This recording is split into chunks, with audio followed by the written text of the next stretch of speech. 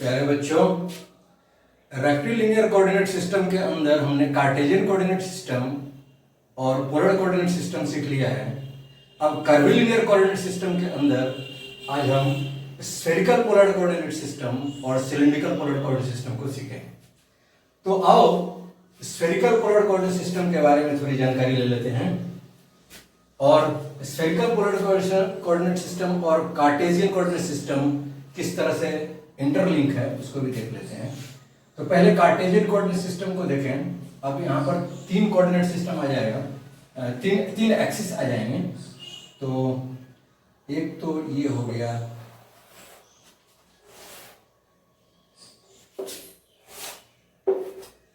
इसको x axis मान लो, इसको वाई एक्सिस मान लो और इसको जेड एक्सिस मान लो। Our coordinate system is right handed coordinate system. Right hand मतलब दाहिना हाथ से कंट्रोल होगा। कोई भी दो एक्सिस, दो डायरेक्शन अपने मन से आप फिक्स कर सकते हो। एक्स और वाई पॉजिटिव डायरेक्शन की मैं बात कर रहा हूं, एक्स और वाई की पॉजिटिव डायरेक्शन, वाई और जेड की पॉजिटिव डायरेक्शन, जेड और एक्स की पॉजिटिव डायरेक्शन आप अपनी मर्जी से जिधर लेना है ले सकते हो, ठीक है। लेकिन तीसरी जो एक्सिस होगी उसकी कंट्रोलिंग अपने दाहिना हाथ से होगी। फॉर एग्जांपल सपोज करो कि मैं इसको एक्स एक्सिस बोल रहा हूं, इसको वाई एक्सिस बोल रहा हूं। मतलब एक्स एक्सिस, इस प्लेन को देखो, एक्स एक्सिस इधर हो गया, वाई एक्सिस इधर हो गया, ठीक है। तो जेड एक्सिस किधर होगा?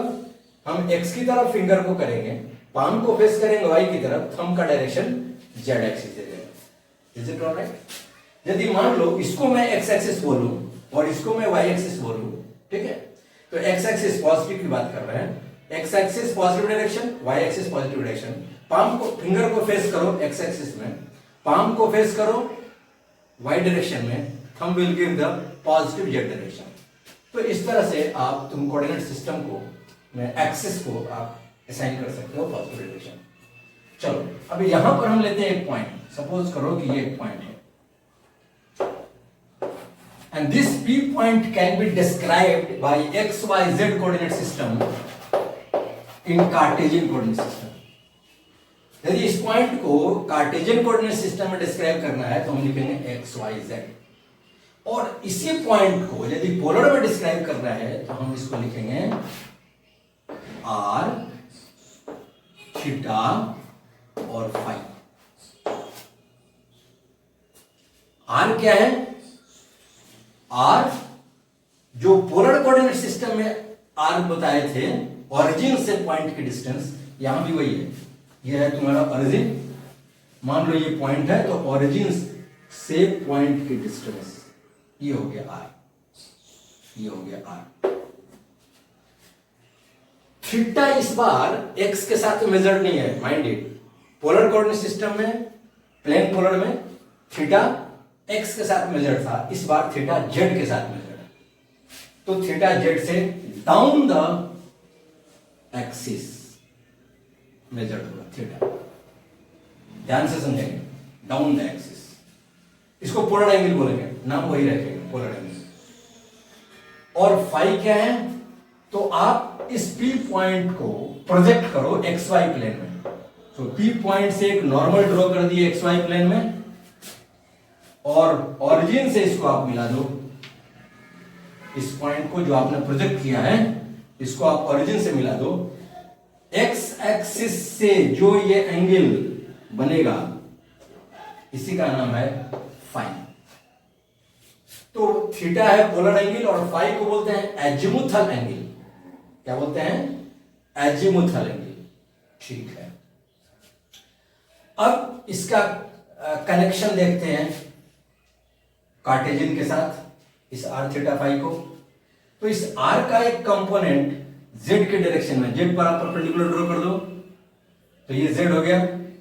सो जेड इज इक्वल टू कितना हो जाएगा? आर का cosine component r cos theta. ये रिलेट हो गया, जेड कंपोनेंट रिलेट हो गया। अच्छा जी, आर का ये जो कंपोनेंट इधर की तरफ लिए हैं, जो वाई डायरेक्शन में, ये XY प्लेन में जो प्रोजेक्ट किया है, ये हो जाएगा तुम्हारा r sine theta, r sine theta. अब क्या करो? R sine theta. अब क्या करो, इस पॉइंट को प्रोजेक्ट करो एक्स एक्सिस पर, तो एक्स एक्सिस पर प्रोजेक्ट कर दिया। ये जो है कोऑर्डिनेट यही एक्स है और ये एक्स कितना के बराबर होगा, देख लो, आर साइन थीटा का cosine component, so r sine theta cos phi, cos phi, r sine theta cos phi. और इसको आप y पर प्रोजेक्ट कर दो, y पर प्रोजेक्ट कर दो, तो ये हो जाएगा y is equal to r sine theta को प्रोजेक्ट कर रहे हैं, r sine theta sine phi. So Cartesian और स्फेरिकल पोलर कोऑर्डिनेट सिस्टम में कोऑर्डिनेट सब रिलेट हो गया, ठीक है। जिस तरह से कार्टेशियन कोऑर्डिनेट सिस्टम में 3 डायरेक्शन है, आई डायरेक्शन, जे डायरेक्शन और के डायरेक्शन, ये फिक्स डायरेक्शन है, ये एक्स का डायरेक्शन है, ये वाई का डायरेक्शन है और जेड का डायरेक्शन है। ऐसे ही polar spherical polar coordinate system में 3 डायरेक्शन है, आर कैप, थीटा कैप और फाई कैप। लेकिन डिफरेंस ये है कि ये फिक्स डायरेक्शन नहीं है, ये पॉइंट के हिसाब से बदलेगा, ठीक है। चलो अब इतने डिटेल्स हम नहीं जाते हैं, ठीक है। अब क्या करें, जो हमको 12th क्लास में जब हम इलेक्ट्रोस्टैटिक्स पढ़ते हैं तो गॉसियन सरफेस वगैरह का जो फ्लक्स वगैरह निकालने का प्रॉब्लम करते हैं, उसमें ये सब चीजों की जरूरत पड़ती है, इजीली हो जाता है। एनीवे चलो अब जरा सा मैं इसमें वॉल्यूम एलिमेंट लिखते हैं। कार्टेशियन कोऑर्डिनेट सिस्टम में वॉल्यूम एलिमेंट कैसे लिखते हैं, तो कार्टेशियन कोऑर्डिनेट सिस्टम में वॉल्यूम एलिमेंट मान लो डी टाउ लिखें, तो ये हो गया dx dy dz, where dx is the infinitesimal element of length along x direction, dy is the infinitesimal element of length along y direction, and dz is the infinitesimally small element along z direction, ठीक है। Corresponding volume element यदि हम polar coordinate system में लिखें, so d tau is equal to, इसको लिखेंगे हम are के क्रॉस डी एल आर, फिर लिखेंगे डी एल थीटा और लिखेंगे डी एल फाई। क्योंकि ये सब एंगल है, एंगल का डायरेक्शन है और थीटा और फाई एंगल है, इसलिए हम यहां पर वॉल्यूम लेंथ निकालना है तो लेंथ का डायमेंशन आना चाहिए, L3 आना चाहिए, इसलिए मैं लिख रहा हूं DLR, DL theta, DL phi. क्या है DLR? So DLR is the length infinitesimally small element of length, let it be dr, ठीक है। dl theta is the infinitesimally small element of length। अब ये लेंथ मैं लिख रहा हूं कहां, जब ये थीटा डी थीटा से बदलेगा, यहां से ये पॉइंट जब सरफेस पर आएगा तो ये जो पॉइंट आगे चलेगा डी थीटा से, तो कॉरस्पॉन्डिंग जो ये लेंथ होगा वो आर डी थीटा हो जाएगा। आप इसको देखो, यदि ये आप कर्व देख रहे हो सरफेस के ऊपर, ये डी थीटा है, तो ये आर और ये डी थीटा ट्रिग्नोमेट्री का फंडामेंटल फॉर्मूला है, ये आर डी थीटा हो जाएगा। तो ये हो गया डीएल थीटा हो जाएगा R D theta, R D theta, ठीक है। और डीएल फाई क्या होगा, देखो डीएल फाई है तो फाई को जब ये बढ़ाएंगे इधर, तो फाई को डी फाई से लिखें तो क्या हो जाएगा, ये r sine theta d phi हो जाएगा। तो डीएल फाई जो हो जाएगा हो गया r sine theta d phi, ठीक है ना। चलो तो आगे हम लोग का वॉल्यूम एलिमेंट ये हो जाएगा आर मिल के आर स्क्वायर हो गया, r square d r sine theta d phi, ये वॉल्यूम एलिमेंट आ गया। आर कहां से कहां तक बदलेगा, so r can change from 0 to infinity, r can change from 0 to infinity, क्योंकि पोल से स्टार्ट होगा, 0 से स्टार्ट होगा। So r can change from 0 to infinity. Theta can change from 0 to pi, देखो यहां से स्टार्ट होगा और यहां से स्टार्ट करके यहां तक आएगा, from 0 to pi. And and phi can change from 0 to 2 pi. Phi यहां से स्टार्ट हो रहा है तो ये प्लेन में 2 पाई चल जाएगा। सो दिस कैन चेंज, ठीक है। अब ये जो वॉल्यूम एलिमेंट आया, यहां से हम एरिया एलिमेंट भी लिख सकते हैं। जैसे मान लो हमको सरफेस के ऊपर एरिया लिखना है, एलिमेंट्री एरिया लिखना है, उसके एलिमेंट्री फ्लक्स लिखना है, टोटल फ्लक्स लिखना है, इस तरह से लिखना है। तो एलिमेंट्री एरिया लिख लेते हैं पहले। ओके, अरे समझ में, मिटा दें, ठीक है। चलो,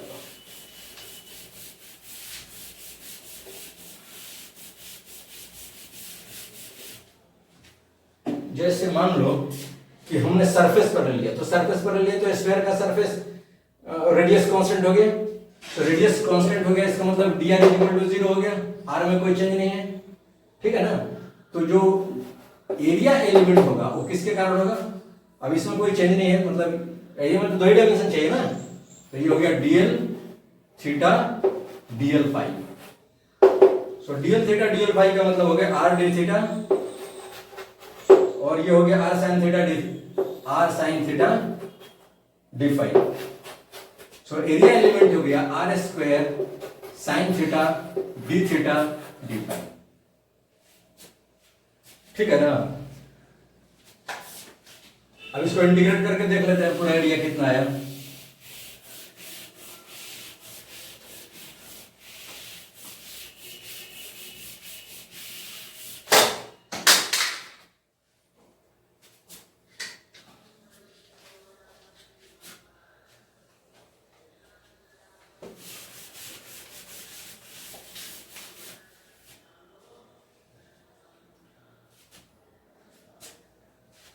so integral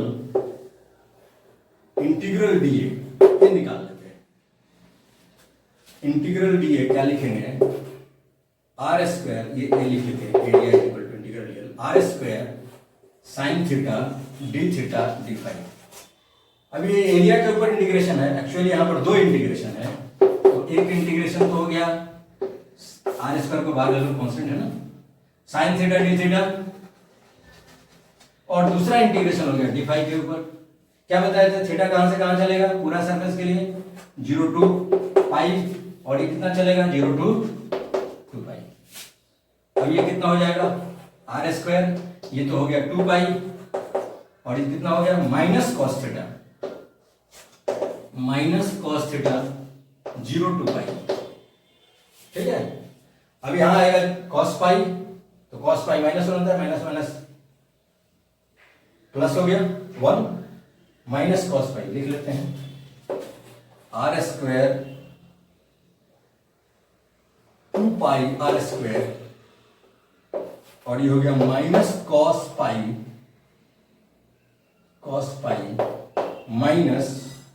minus of cos 0। This is the area. So twice pi r square cos pi minus 1 minus minus plus हो गया, प्लस 1 कितना हो गया? 2 2 to 4 पाई आर स्क्वायर। तो स्क्वायर की एरिया तो ये होती है ना 4 पाई आर स्क्वायर। अब क्या है? वॉल्यूम एलिमेंट को तुम जब इंटीग्रेट करोगे तो वो आ जाएगा 4/3 पाई आर क्यूब। ये वॉल्यूम एलिमेंट का इंटीग्रेट करोगे, ठीक है ना। हेमीस्फीयर का एरिया निकालना है, हेमीस्फीयर के ऊपर फ्लक्स निकालना है व्हाटसोएवर। तो आप क्या करो? हेमीस्फीयर मतलब 0 से 90, यहां से चलेगा 0 से 90, और ये चलेगा 2 पाई, तो ये हो जाएगा 0 to पाई/2, ये 0 to 2 पाई, हेमीस्फीयर का निकल जाएगा। कोई भी एरिया एलिमेंट आप निकाल सकते हो। Okay, thank you. So this is all about spherical polar coordinate system. इतना से काम चल जाएगा तुम्हारा।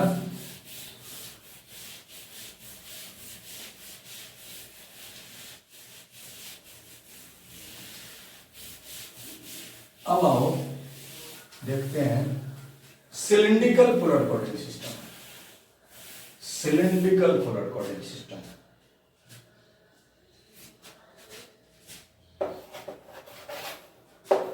Cylindrical polar coordinate system. Cylindrical polar coordinate system, फिर उसी तरह से हम लोग ले लें अपना एक्सिस,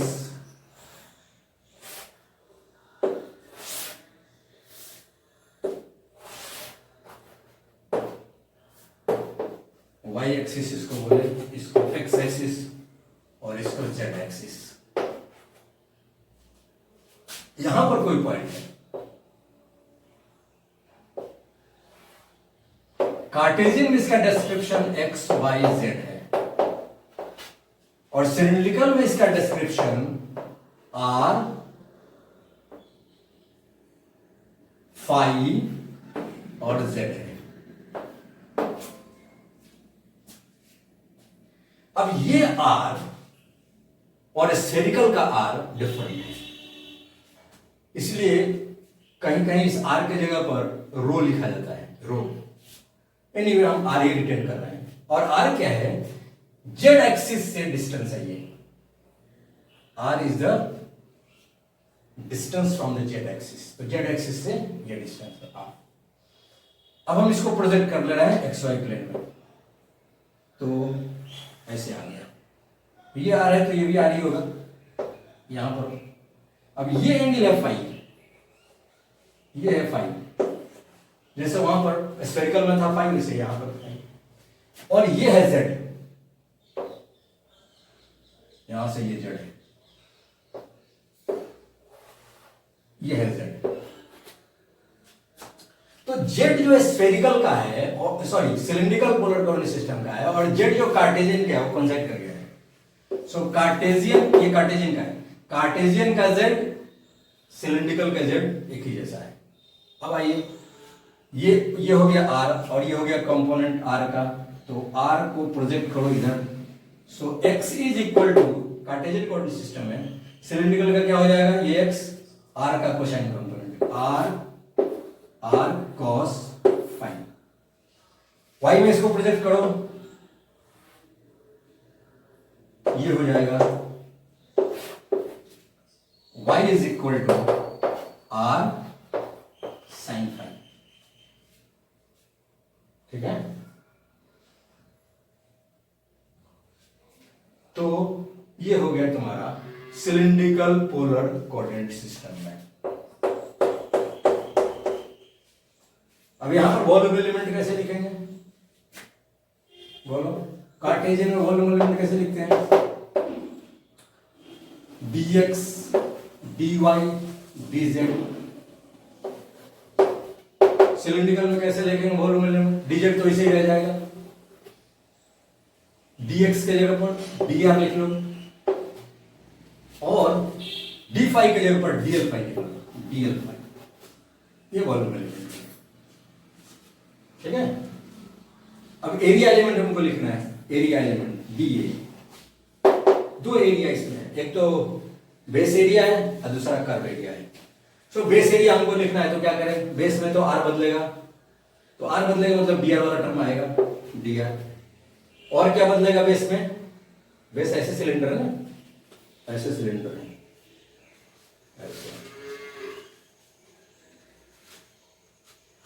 ऐसे सिलेंडर, तो ये आर बदल रहा है और क्या बदल रहा है, फाई। ठीक है, तो फाई वाला टर्म आएगा, dl फाई आएगा, dl फाई। जेड तो नहीं बदल रहा है, ठीक है, ओके। तो क्या हो जाएगा यहां पर, dr के जगह पर क्या लिखें, dr ही रहने दें, dl फाई के जगह पर क्या लिखें, बोलो। dl फाई के जगह पर ये हो गया d फाई, ये क्या हो जाएगा, आर डी फाई। तो dl के जगह पर क्या लिखें, आर डी फाई। ठीक है, तो ये हो जाएगा आर स्क्वायर डी फाई। ये हो गया area element, base area. Integrate करके देख लेते हैं, बेस एरिया का इंटीग्रेशन करके देख लेते हैं, बेस एरिया कितना होगा, base area integral r square d phi, d r कहां गया भाई, sorry r d r d phi, r d r d phi.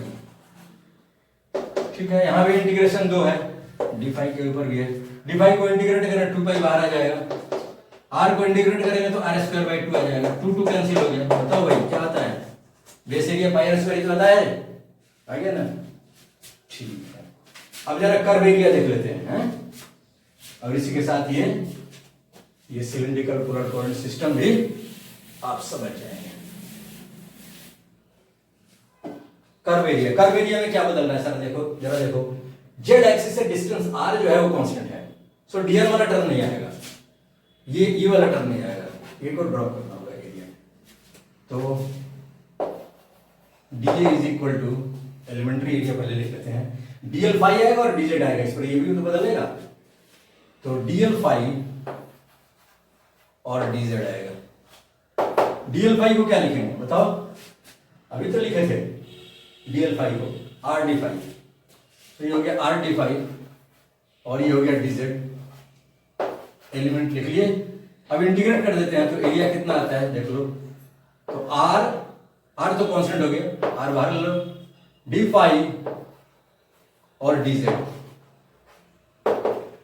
D phi मतलब 0 to 2 पाई और जेड मतलब एच मान लो, तो ये हो गया 2 पाई आर, 2 पाई ये हो गया एच, सो 2 पाई आर एच क्या होता है बता दो,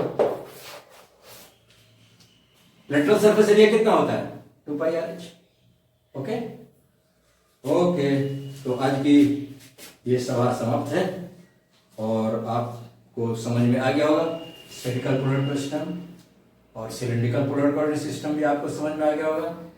हाँ, कोई प्रश्न है, कोई क्वेश्चन, कहीं कोई परेशानी नहीं है तो आप इस वीडियो को बार बार देखो, इससे क्या होगा कि जो कॉन्सेप्ट्स हैं जो थोड़े कठिन लग रहे हैं वो बार बार जब देखोगे तो आसान हो जाएगा।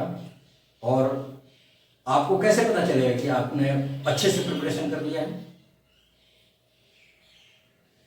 क्या थर्मामीटर है, कौन से थर्मामीटर से मेजर करोगे कि आपकी प्रिपरेशन अच्छी हो गई है, आपने बार बार वीडियो देखा प्रिपरेशन अच्छी हो गई, कैसे पता चलेगा, तो जब क्वेश्चन सामने आएगा और क्वेश्चन देख करके आपके दिल की धड़कन बढ़ती नहीं है, डर नहीं लगता है, फियर फ्री हो गए, तो समझ लेना कि आपका प्रिपरेशन पूरा है। जब तक ऐसा होता है तब तक आप वीडियो देखते रहिए, प्रैक्टिस करते रहिए, और एक समय आएगा जब आपका फियर बिल्कुल निकल जाएगा और फियर फ्री हो जाएगा। Thank you very much, have a nice day.